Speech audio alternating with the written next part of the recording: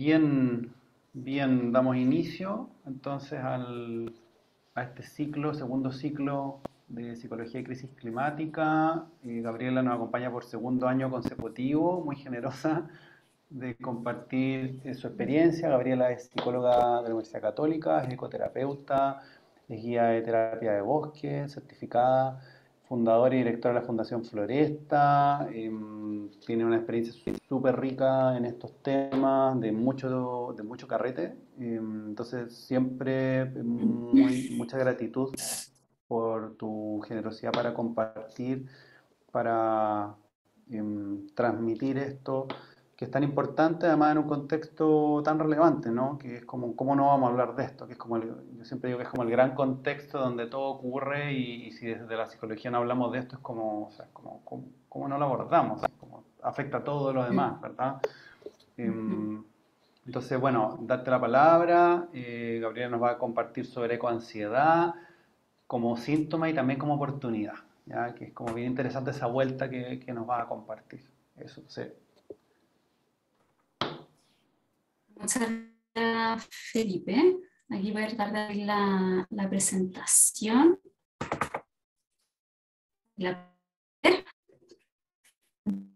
Y gracias por tu palabra tan cariñosa, ¿cierto?, en la introducción.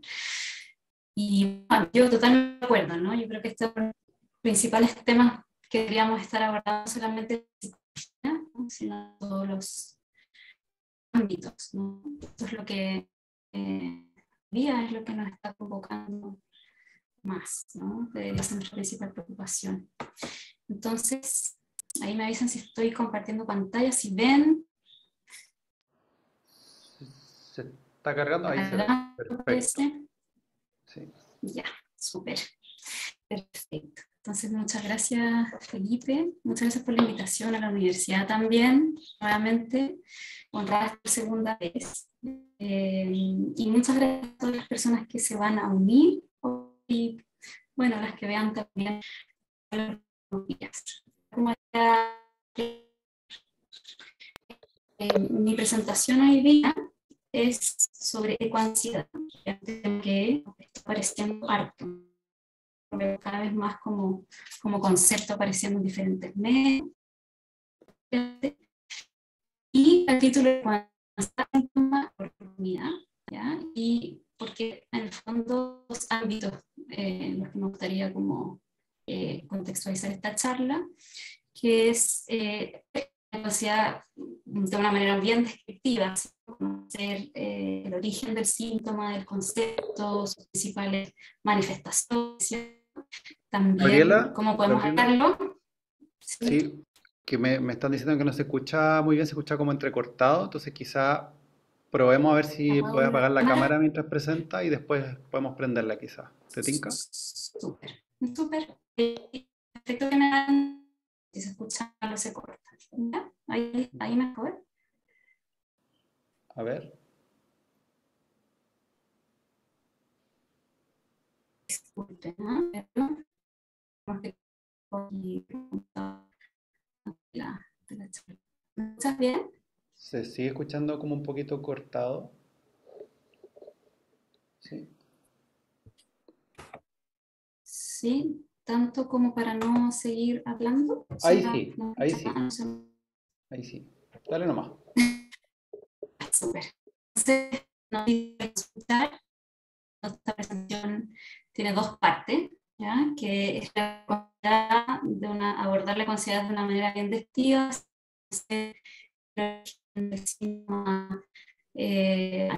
todas sus principales manifestaciones y también guiarlo. Estamos acá, somos un grupo bien afectado por esto también, vamos a ver maneras de aliviarlo y también ver como una oportunidad, ¿no? También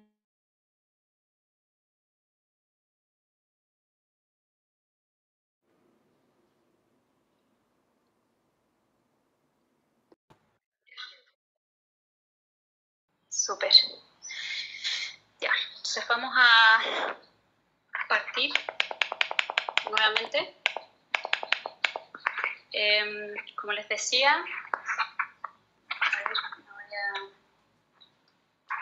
a... ahora sí, que me estaba escuchando muy alto. Entonces, esta presentación, la idea es hacerlo desde dos ámbitos, ¿ya? La ecoansiedad como síntoma, es decir, desde una mirada bien descriptiva, viendo el origen del concepto, ¿cierto? Viendo también las principales manifestaciones y, por supuesto, las maneras y las formas que tenemos de aliviarla, ¿ya? Y por otro lado, teniendo también esta mirada de la ecoansiedad como una oportunidad, ¿ya? Entendiéndola también como un recurso que nos moviliza para hacer frente a los cambios que necesitamos implementar frente a esta grave crisis socioambiental que enfrentamos como humanidad. ¿Todo bien? Todo bien. Súper, gracias. Vamos a ver. Eso, bien. Entonces, bueno, de manera bien general, en la actualidad las consecuencias del cambio climático para la salud mental son un tema que está generando cada vez un interés mayor, ¿cierto?, dentro del ámbito de la investigación sobre todo. Y bueno, esto no es algo que debería sorprendernos mucho, ¿cierto?, porque ya cada vez más regiones en el mundo se están viendo muy afectadas, ¿cierto?, gravemente afectadas por inundaciones, sequía, huracanes, incendios forestales, ¿no?, etcétera. Todas situaciones que favorecen el aumento tanto de trastornos postraumáticos, ¿cierto?, como depresiones y hasta incluso la presencia de suicidio, altas tasas de suicidio en las comunidades afectadas, ¿ya? Entonces, esta es una tendencia que se está observando cada vez más, ¿no?, en países tanto desarrollados como en vías de desarrollo. Bueno, incluso en Estados Unidos hoy día y en Australia ya se están ofreciendo tratamientos específicos para estos pacientes, ¿ya? Y bueno, también tenemos consecuencias mucho más sutiles, ¿cierto?, como el calor extremo en el verano, esa percepción de que algo está pasando, algo raro está pasando con el clima, ¿cierto? Ya no tenemos primavera, no tenemos otoño, tenemos veranos muy calurosos, ¿cierto?, inviernos mucho más fríos. Acá en Chile también tenemos cada vez la percepción de que el agua se nos está acabando, ¿cierto? Hay lugares que están viviendo fuertemente la sequía. O la anticipación, ¿no?, del impacto ya más a nivel general que se va a producir en el planeta por el cambio climático, ¿ya? Y eso está angustiando cada vez a más personas. Bueno, a principio, un poco de historia, ¿no? A principios de la década del 2000, el filósofo australiano Glenn Albrecht, no sé si lo estoy pronunciando bien, pero que sí, acuñó el término enfermedades psicoterrápicas, ¿ya? Y de esta forma creó como un vocabulario, ¿no?, que trata las relaciones entre la salud mental y el medio ambiente, ¿ya? Y esto además generó que se comenzara a formar la discusión, sobre todo en el ámbito académico, sobre estos temas, ¿ya?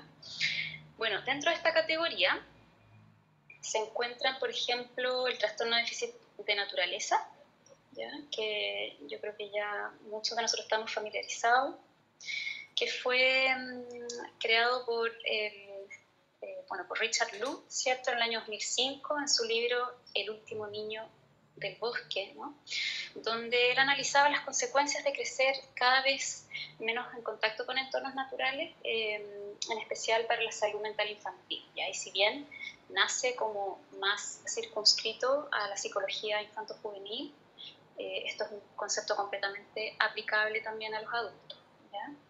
También en esta categoría encontramos a la solastalgia, que quizás es un término menos conocido, ¿ya?, pero que acuñó justamente el creador del concepto de enfermedades psicoterrápicas, Glenn Albrecht, y que se refiere al sufrimiento que viven algunas poblaciones cuyo hábitat natural y condiciones de vida han sido desestabilizadas o derechamente destruidas por catástrofes naturales o la actividad y la acción del hombre, ¿ya?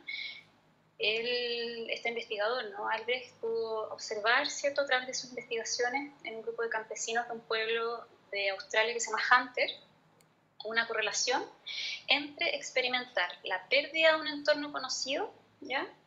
En este caso, en la investigación que él hizo, era porque se había abierto una mina de carbón, ¿ya? Y se destruyó todo ese ecosistema, ¿ya? Entonces, él relacionó, pudo ver que había una correlación entre la pérdida de este ambiente conocido y la aparición de la angustia psicológica, ¿ya? De una angustia psicológica particular que él denominó solastalgia, ¿ya? Y al mismo tiempo, podemos encontrar aquí el síntoma que hoy nos convoca, ¿no? La ecoansiedad. Y bueno, ¿qué es la ecoansiedad? El concepto de ecoansiedad fue creado en 1995 por el ecopsicólogo estadounidense Theodore Roszak, ¿no? En realidad él es un filósofo historiador que creó también el concepto de ecopsicología, ¿ya? Y definió la ecoansiedad como un sufrimiento prospectivo desencadenado por una proyección al futuro y ligado a la toma de conciencia ecológica, ¿ya? Y lo particular de este concepto, y digamos esta dimensión prospectiva, ¿ya? Que quiere decir que se antepone a una situación que aún no ha ocurrido, es porque se habla, se habla de estrés pretraumático, ¿ya? La ecoansiedad sería considerada como un estrés pretraumático, ¿ya? Por oposición, ¿cierto?, al concepto de estrés postraumático que sufren, por ejemplo, las personas que sufren, ¿no?, accidentes, abusos, ¿no?, etc. ¿Ya? Entonces, la ecoansiedad no es considerada estrictamente una enfermedad, ¿ya? Sino más bien es una reacción emocional que surge de la conciencia profunda, ¿cierto?, de la realidad de los problemas futuros que va a traer la grave crisis social mental que estamos viviendo, ¿ya?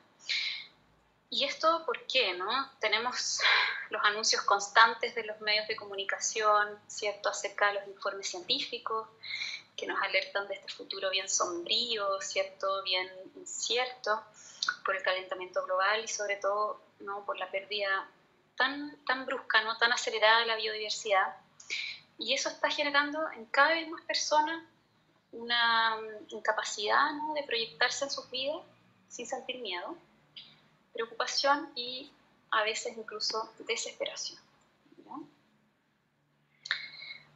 Respecto a las principales áreas de preocupación, ¿ya?, en una encuesta sobre ecoansiedad que se hizo en Alemania el año pasado, el 2021, en la que participaron cerca de 1.300 voluntarios, donde, bueno, la mayoría eran mujeres, ¿ya?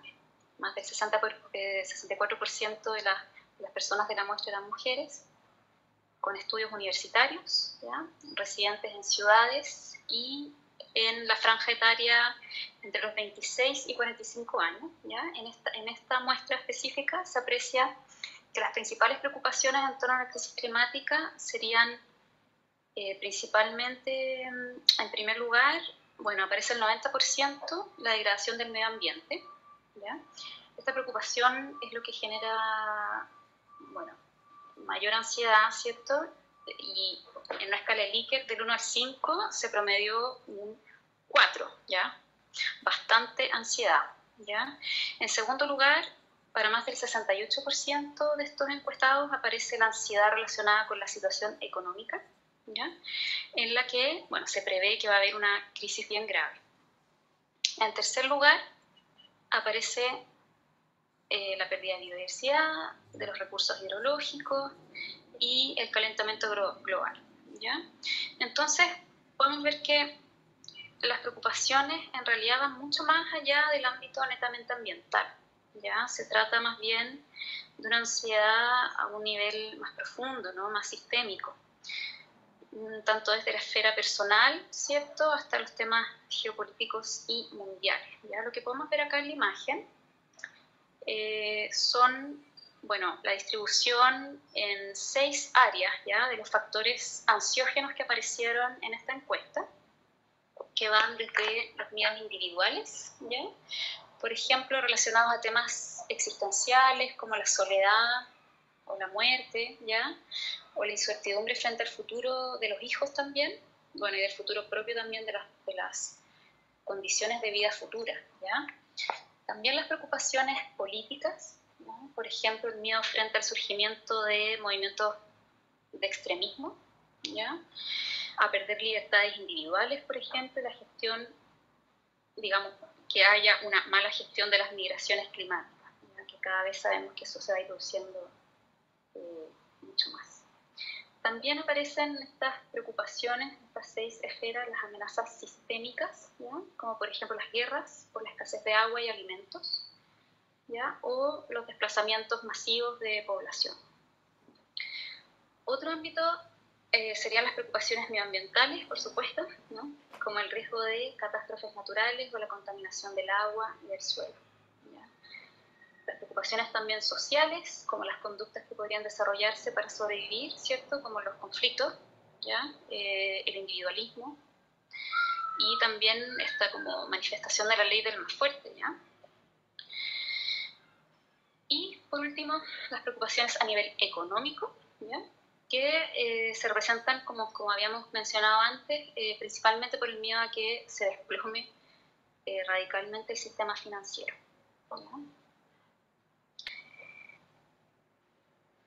En cuanto a las principales emociones que se desencadenan frente a la crisis socioambiental, obviamente más allá del miedo y la ansiedad, en la misma encuesta aparecían mencionados 175 términos para describir la respuesta emocional, ¿ya? De los que 115 podrían haberse descrito como o agrupado como negativas, ¿ya? Y las otras 60 como positivas, ¿ya?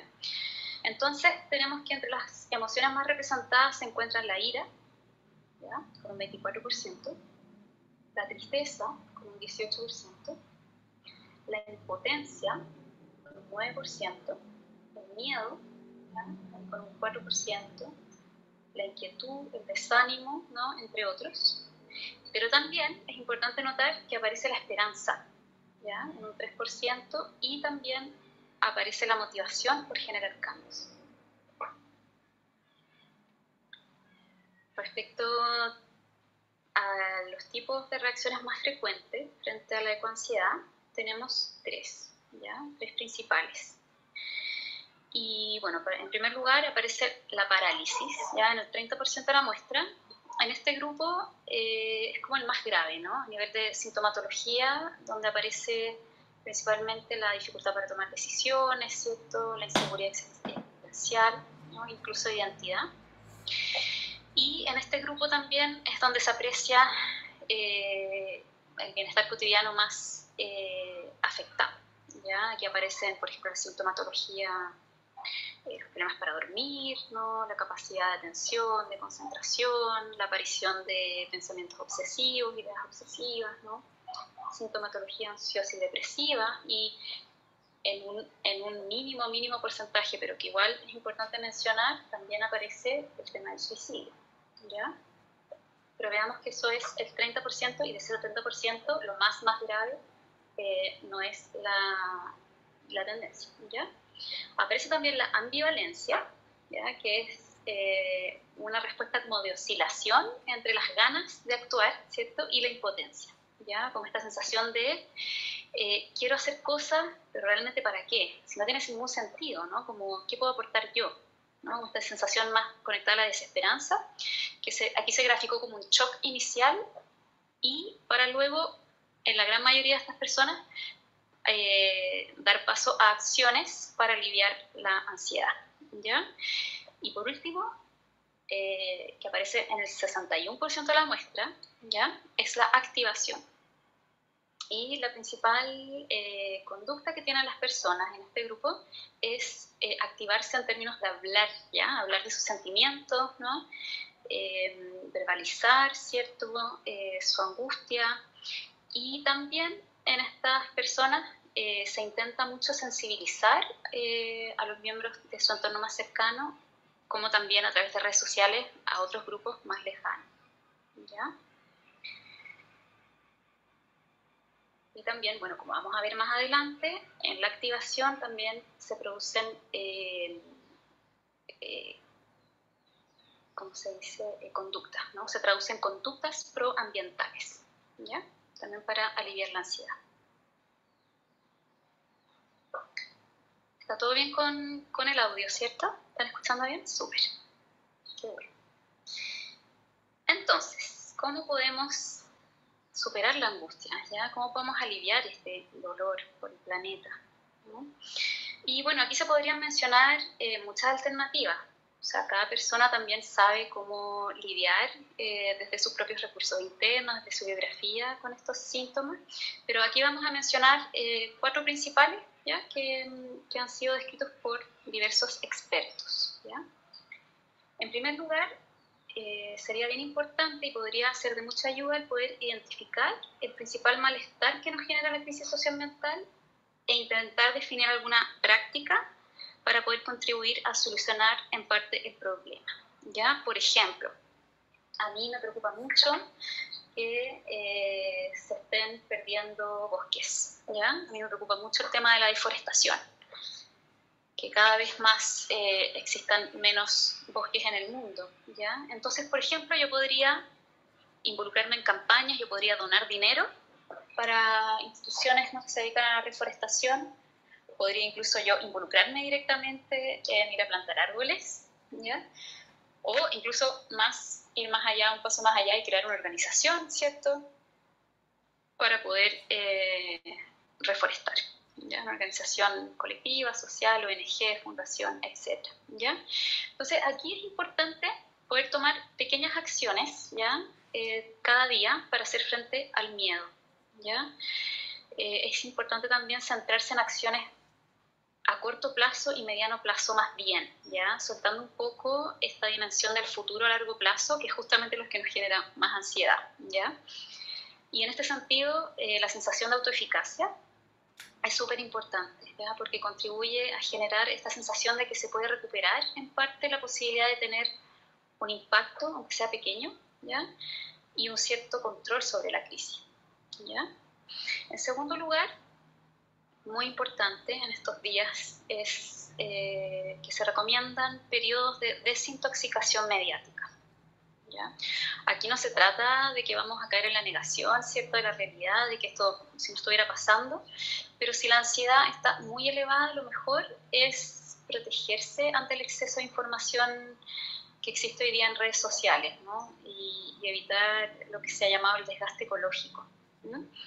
Bueno, al mismo tiempo se recomienda poder integrar noticias que también den cuenta de acciones o proyectos sociales que sí estén aportando, ¿ya?, soluciones a la crisis, ¿ya? En este sentido, no solo exponerse a noticias sobre la catástrofe, sino también sobre acciones esperanzadoras, que las hay. En tercer lugar, sería importante incluir en la rutina cotidiana espacios de conexión con la naturaleza, ¿ya? Bastaría con al menos 15 minutos, describen diversas investigaciones científicas, ¿ya?, al día para tomar una pausa, por ejemplo, para contemplar un árbol, el cielo, ¿cierto?, un pájaro, lo que tengamos cerca, dependiendo de donde vivimos, ¿ya? Para personas que viven en la ciudad, la práctica de grounding, por ejemplo, puede ser una muy buena opción, ¿ya? Para esto se necesita simplemente poder caminar o incluso permanecer de pie, sin zapatos, ¿cierto?, descalzo sobre la tierra, y esto podría hacerse sobre la tierra o el pasto de un parque, de una plaza que tengamos cerca, ¿ya? También, bueno, aquí viene más personal la recomendación, pero sería bueno poder integrar una vez a la semana un baño de bosque, ya lo ideal, o una vez al mes, ya si es que no se puede, porque es una herramienta muy potente para disminuir los niveles de estrés y ansiedad y también para conectar con la sensación de calma. Por último, es muy positivo poder conversar con otras personas, ¿ya?, sobre las preocupaciones y pensamientos sobre la crisis climática, ¿ya? Cuando expresamos nuestras ideas y podemos verbalizar también las emociones, se alivia en gran parte el estrés, ¿ya? Y también, al mismo tiempo, podemos involucrarnos en actividades comunitarias, por ejemplo, con amigos, con familia, ¿no?, con personas cercanas, y eso también generaría un impacto de alivio individual y al mismo tiempo, bueno, se genera estas instancias de sensibilización frente a estos temas de manera colectiva, ¿no? Por lo tanto, tiene un doble un doble beneficio. Nos alivia la angustia y al mismo tiempo estamos generando este círculo virtuoso de acción. Bien, luego de haber revisado las principales características de la ecoansiedad desde una forma bien descriptiva, ¿cierto? Ahora me gustaría que pudiéramos un poco reflexionar sobre lo que yo creo que es el aspecto más interesante, ya considerar respecto de la ansiedad, que es constatar su capacidad para movilizarnos, ¿cierto?, hacia la toma de diferentes acciones proambientales y de cambios de estilos de vida, ¿ya? En otra investigación realizada en Alemania, se muestra como para casi el 90% de los participantes que consideran sentir ecoansiedad, ¿ya?, son ecoansiosos. Esto los ha llevado a realizar acciones muy concretas, tanto en el ámbito individual como colectivo, ¿ya? Por ejemplo, han comenzado acciones de transición ecológica dentro de sus casas, como por ejemplo un manejo más responsable de los residuos, comprar alimentos locales, ¿cierto?, de estación, o cambiar el auto por la bicicleta para trasladarse, ¿no?, etcétera. También, a partir de la ecoansiedad se pueden dar cambios incluso más profundos, ¿no?, como por ejemplo cambios de trayectoria profesional, ¿no?, para vivir con más coherencia, incluso tomar la decisión de no tener hijos, ¿ya? Para algunos también esto los ha motivado a comenzar procesos psicoterapéuticos, ¿ya?, lo que también desemboca en procesos de mayor autoconocimiento y desarrollo personal. Yo esto lo he visto, ya como terapeuta. Yo he recibido personas que inician procesos psicoterapéuticos a partir de la ecoansiedad. No sé si te ha tocado, Feli, pero a mí cada vez más. ¿Ya? Y bueno, ya a un nivel colectivo, la mayoría de las personas de esta encuesta comenzaron a involucrarse en la limpieza de espacios públicos, por ejemplo, como parques o plazas, ¿ya? Se involucraron también en la creación de huertos comunitarios, ¿no?, o formaron agrupaciones para actuar en ámbitos específicos, ¿ya?, intentando sensibilizar a su entorno a los problemas medioambientales.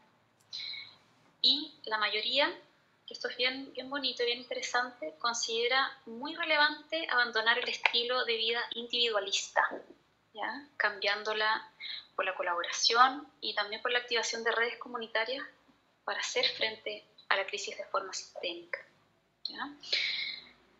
Al mismo tiempo, para el 96% de estos encuestados, la ecoansiedad los motivó a reconectar con la naturaleza de forma cotidiana, ¿ya? Y entonces la empezaron a considerar como algo esencial en sus vidas, tanto a nivel de salud física, psicológica, ¿ya?, y emocional, y encontrando en ella espacios de calma, serenidad, paz y bienestar, ¿ya? Por lo tanto, podríamos decir, ¿no?, que la ansiedad, más allá de un síntoma de angustia, ¿no?, y preocupación por el futuro y la crisis ecológica, que eso es lo más evidente, sería también una oportunidad de transformar profundamente la visión que tenemos del mundo, ¿no?, y del lugar que ocupamos en él. Y esa nueva perspectiva nos vuelve capaces de establecer relaciones mucho más auténticas y beneficiosas para todos, ¿cierto? El regalo oculto de la ecoansiedad es la conexión con la tierra, ¿ya?, con la naturaleza, desde el sufrimiento. La preocupación por el futuro también es el dolor por el presente. Nos duele la destrucción, la explotación sin límites, ¿cierto?, el individualismo, la ambición desmedida. Nos duele la sensación, sobre todo, de indiferencia colectiva, ¿cierto? Y esa conexión con el sufrimiento de la Tierra y todos sus habitantes, no solamente los humanos, también va acompañada de la motivación, de alguna manera, por aliviarlo, como lo vimos recién, ¿cierto?, en las estadísticas. Por lo tanto, la ecoansiedad se transforma en un motor de acción compasiva, ¿ya?, hacia el cuidado del medio ambiente, al servicio de la regeneración. Al mismo tiempo, esta conexión a nivel afectivo nos puede devolver la conciencia de que el destino de los ecosistemas no está separado de nuestro futuro. Y esto amplía nuestra conciencia individual hacia una conciencia a nivel planetario, ¿ya? Podemos entonces recuperar la conciencia de que somos naturaleza a partir de internalizar que de la salud de los ríos, de los bosques y de toda la biodiversidad, ¿cierto?, depende nuestra supervivencia como especie humana. Entonces es una gran oportunidad de comprender profundamente nuestra interconexión e interdependencia con toda la red de vida, ¿ya? Y desde esa conciencia pueden surgir los reales cambios que necesitamos para solucionar la grave crisis que enfrentamos, ¿verdad? Creo que se trata, en lo más profundo, de avanzar desde un paradigma antropocéntrico, donde los seres humanos explotamos la tierra, ¿cierto?, para el beneficio exclusivo de nuestra especie, a uno que pone la vida en el centro.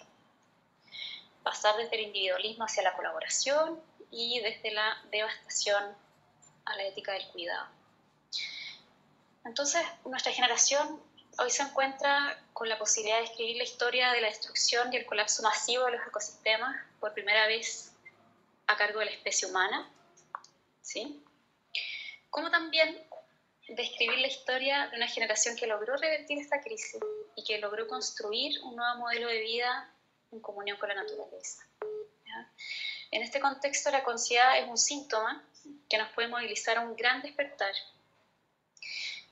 Y bueno, la invitación que me gustaría hacer hoy es a no anestesiar esta sintomatología, ¿no?, sino más bien escucharla y canalizarla hacia acciones concretas en pos de un mejor futuro para todos los habitantes de este planeta.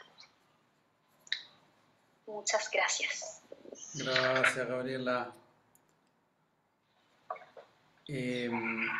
Invitarles a hacer preguntas si tienen comentarios, pueden hacer ahí una parte que dice preguntas y respuestas.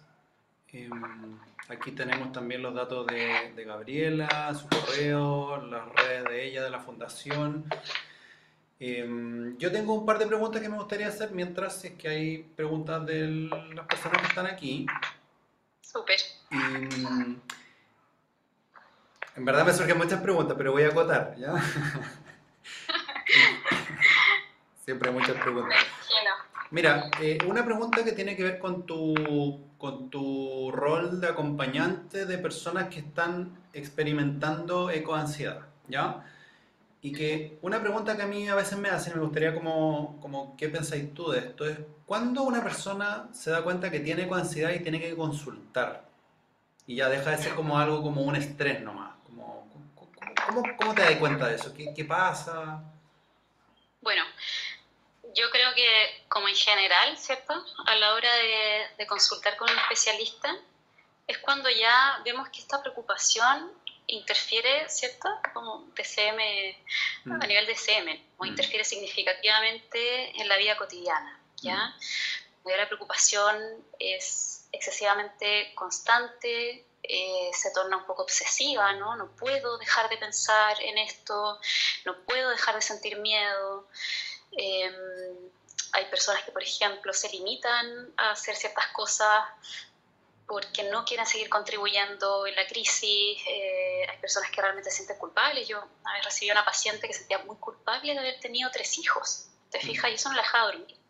Entonces, si bien es bien discutido y es bien bonita en el fondo la reflexión en torno de si la ansiedad es más bien un síntoma súper entendible, ¿no?, y probablemente bien lúcido de las personas que tienen esta conciencia, es como las personas que están, son sensibles a lo que está ocurriendo, ¿ya? Y por ese lado, como vimos, movilizaba a las personas a tomar acciones proambientales, etcétera, en su gran mayoría. Sí hay personas que se pueden ver muy afectadas, ¿ya? Y en ese sentido, yo creo que cuando lo que estábamos hablando, cuando ya veo que mi vida se está interfiriendo significativamente en mi vida cotidiana, problemas de sueño, capacidad de concentrarse, ¿cierto?, en las actividades cotidianas, un ánimo depresivo y obviamente más avanzado, ¿cierto?, la desesperanza, es importante consultar, ¿ya? No sé si respondo a tu pregunta. Sí. Oye, y yo he visto en algunos trabajos como en la respiración holotrópica, por ejemplo, que son trabajos donde se tocan como fibras espirituales incluso y como capas del inconsciente, algunas personas como que sienten como vergüenza y culpa de ser parte de la humanidad, como algo así. No sé si te ha tocado ver algo como... me ha tocado verlo y sentirlo. ¿Ya? También en experiencias así más profundas, ¿no? Y bueno, ¿qué te puedo decir sobre eso? Creo que estamos transitando ese dolor, ¿ya? Y creo que es sano también conectarse con eso. Como estábamos hablando acá, es sano de alguna manera conectar con el sufrimiento de la tierra y ser empático, ¿ya? Y tomar responsabilidad. No es algo malo, ¿no? El punto es qué hacemos con eso que sentimos, cómo lo canalizamos, ¿ya? En sí mismo el síntoma no es negativo, ¿no? Como lo vimos, puede canalizarse a través de acciones tan importantes como un cambio de paradigma y un cambio a nivel sistémico, ¿no? Pero y nos quedamos, ¿no? en esa angustia, en esa culpa, sabemos que vamos a llegar más bien a la paralización, a lo más depresivo, ¿no? Que no aporta, ¿no? Entonces yo creo que ahí es importante, como comentábamos en la pregunta anterior, ser bien honestos con nosotros mismos cuando ya este síntoma o esta sensación pasa de ser algo que me mueve, que me moviliza, a algo que me abruma, ¿ya? Genial, gracias. Mira, hay dos preguntas, dos personas están planteando dos temas. Bueno, primero, agradecer la presentación. Dice, en la mayoría de los estudios se plantea que la ecoansiedad afecta mayormente a personas más cercanas a la naturaleza, niños, jóvenes y comunidades indígenas. Entonces la pregunta es, quería saber si en Chile se han realizado estudios para la medición de ecoansiedad en estas poblaciones y también si existen pruebas estandarizadas de ecoansiedad. Esa es como la primera persona que hace pregunta. Ya, muchas gracias por la pregunta. La verdad es que no sé si se han hecho estudios. La mayoría de la evidencia la tenemos, como yo comenté, ¿no? Países europeos, que es también curioso porque vemos que las personas que responden las encuestas voluntariamente son personas que están súper involucradas con temas medioambientales, ya con una conciencia ecológica, en general son mujeres, con estudios universitarios avanzados. Entonces algo nos dice también de la población que se ve afectada por esto, ¿ya? Como comentaba la persona que preguntó, muchas gracias por la pregunta, comentar la ecoansiedad en los niños, por ejemplo, y adolescentes, que también es un tema de muy alta preocupación, porque está generando este síntoma, como hablábamos, de desesperanza, ya de incapacidad de proyectarse en el futuro. Bueno, para una generación que obviamente lo único que debería estar preocupada es de vivir una vida tranquila y no preocupada del medio ambiente. Y en torno a eso se han hecho varias investigaciones afuera, lamentablemente que yo no conozco ninguna de Chile. Si alguien sabe, maravilloso si la comparte para leerla. Y se está dando un fenómeno bien preocupante, que es como que los niños haciéndose cargo, ¿cierto?, de lo que no han solucionado los adultos, y se está dando como un grave problema como de parentalización, ¿no? Como de niños tomando el rol de los adultos. Por lo tanto, ahí es súper importante poner ojo que si bien nosotros alabamos a Greta Thunberg, ¿cierto? O los viernes por el futuro, ¿cierto? Y todo este movimiento que ha sido maravilloso para sensibilizar. Ojo que también está generando mucha sintomatología en niños y adolescentes y es muy importante que los adultos cercanos, yo sé que esta no es la pregunta, pero aprovecho de plantearlo porque me parece súper importante que los adultos, padres y también adultos que tenemos a niños cerca, ¿cierto? Podamos acompañar a los niños en esto y incluirlos, por ejemplo, en las actividades con cuidado del medio ambiente, etcétera, pero también como dándoles la confianza de que los adultos se van a acercar, ¿ya? Y respecto a las comunidades indígenas y todo lo que... bueno, las comunidades indígenas en específico, más que ecoansiedad, yo diría que ahí más bien aparece la solastalgia, el otro concepto que habíamos visto, ya que a diferencia de la ecoansiedad, como habíamos visto que es como un tema más pretraumático, o sea, la gente con ecoansiedad tiene como esta preocupación por lo que va a venir eventualmente si es que sigue esta crisis, ¿ya? Los pueblos indígenas ven cotidianamente la destrucción de sus ecosistemas, la destrucción no solamente de su hábitat, sino también de su forma de vida, ¿ya? Y eso está generando un profundo dolor, ¿ya? Y eso está generando un profundo una profunda angustia psicológica, ¿ya? Los desplazamientos que tienen que hacer las comunidades indígenas, el hecho de no poder, por ejemplo, seguir tomando agua del río porque está contaminada, etcétera, ¿ya? Y bueno, creo que también ahí hay una gran respuesta en el mundo indígena sobre las pistas, ¿cierto?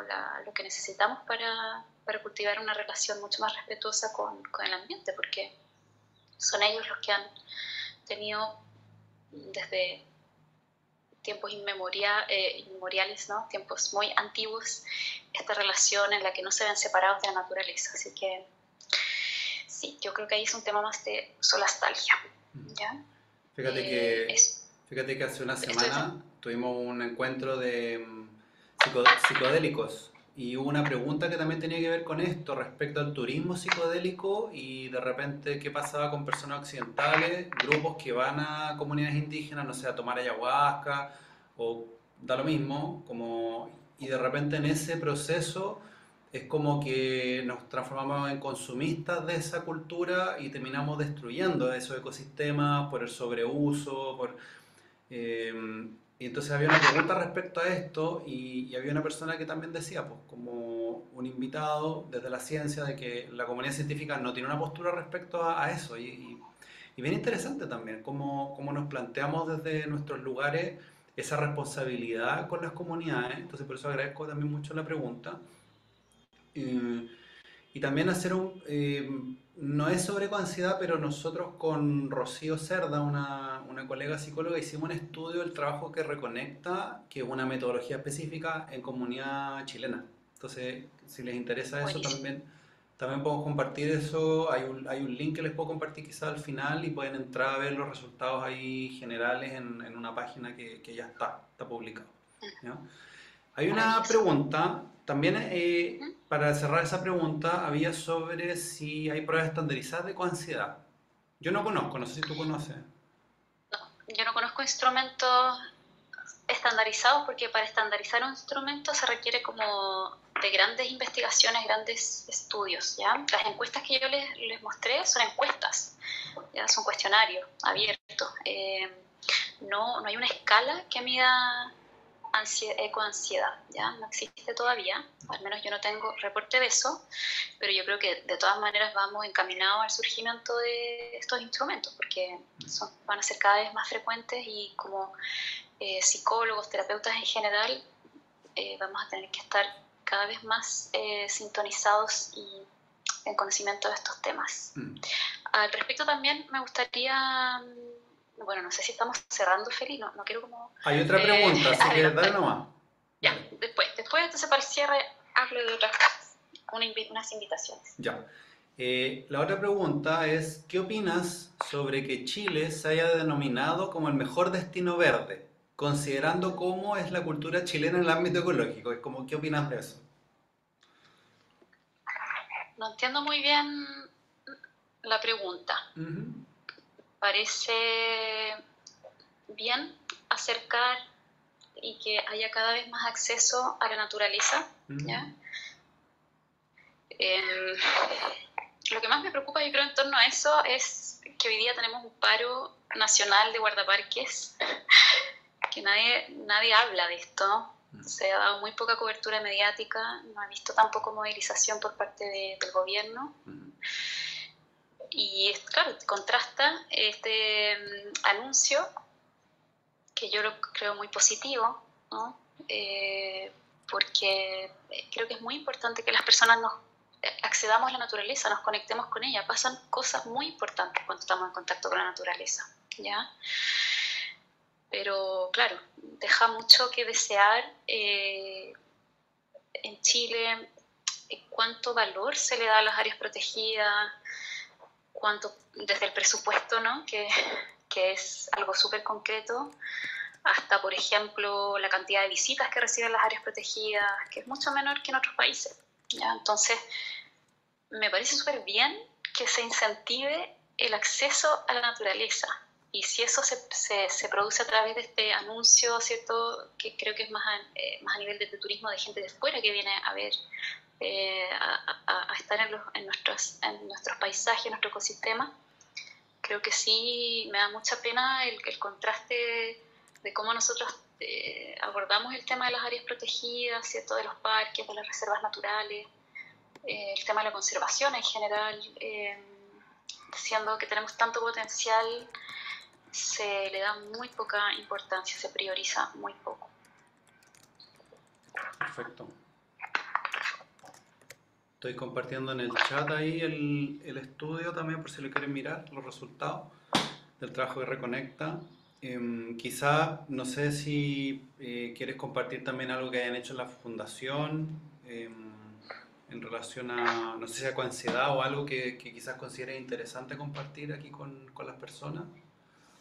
Bueno, quizá a modo más personal, la Fundación Floresta y bueno, la terapia de bosque y todo el interés por la ecopsicología surge justamente a través de mi autodiagnóstico de ecoansiedad, ¿ya?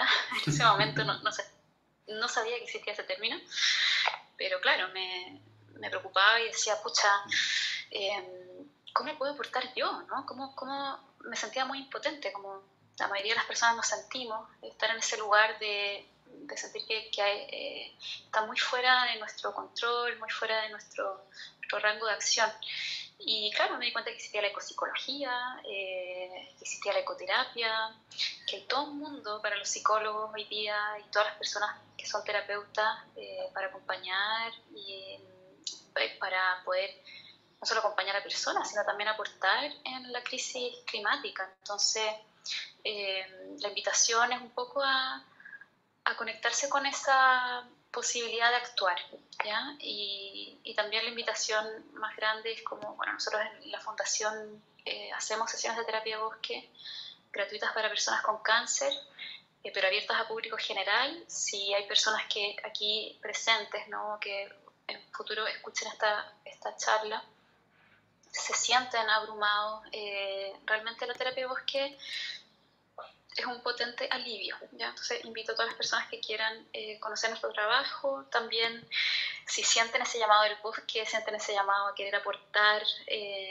a la regeneración, a la conservación, ¿cierto?, a la crisis ecosocial también, desde esta herramienta, que me escriban, que feliz de conversar acerca de las diferentes herramientas, no solamente la terapia de bosque, sabemos que hay un mundo también de ecoterapia. Bueno, tú también estás haciendo un trabajo súper bonito, Felipe, ahí con el Instituto Bioalquimia. Entonces la invitación es a eso, a conectar con la naturaleza, con el bosque en las sesiones que hacemos en Floresta. Y bueno, la más amplia es a eso, ¿no? Como a no perder de vista también la esperanza, ¿ya? Y que esto realmente puede, si sentimos este dolor por el planeta, por el mundo, que se canalice de una forma en que nos beneficie a todos. Muchas gracias, Gabriela. Cerrar como abrimos, ¿no? Como agradeciéndote por tu generosidad, porque está puesto aquí, también se nota como el camino, lo personal, no es una cuestión solo académica, ¿verdad? Está como bien encarnado y eso se nota, se transmite y nada, pues además tu experiencia acompañando personas y eso también agrega algo que es bien valioso. Entonces eso, mucha gratitud y compartir una sincronía. Y es que cuando tú empezaste a compartir de esto, yo estoy acá mirando el mar, estoy en Viña, y de repente las gaviotas empezaron así, una cuestión que yo nunca había visto, así había unas 80 gaviotas, así como wow, así como un evento, así como wow, así como que esto está intenso. Qué bonito. Oye, y bueno, no, la gratitud es mía, o es recíproca. Siempre feliz de participar en estas instancias. Qué bonito que tú las estés impulsando, ¿no?